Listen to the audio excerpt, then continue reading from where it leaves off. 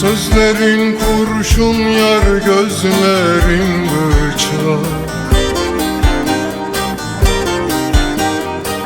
Seni seven yüreğim bir vurdu.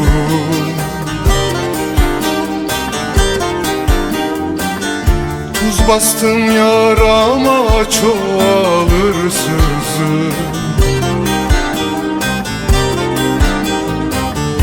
Sana yanan yüreğim bir yaktın, yaktın. Sana yanan yüreğim bir yaktın, yaktın.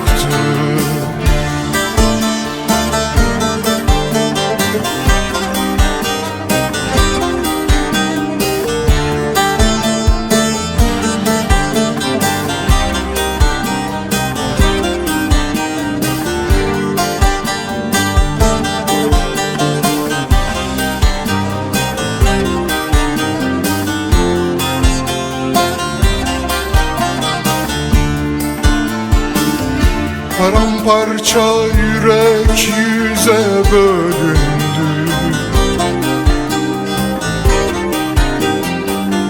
Canım içinde canlarım alındı.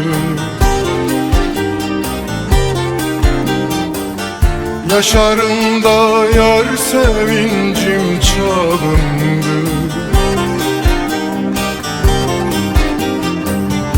O çaldığın yüreğim bir vurdun, vurdun.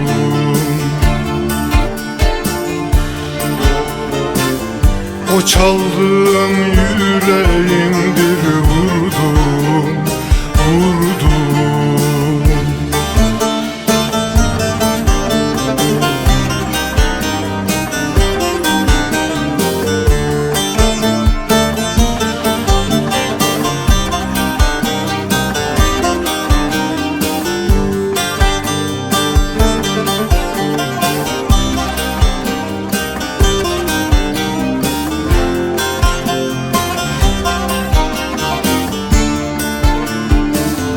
Celalin eylesin canım bu canı.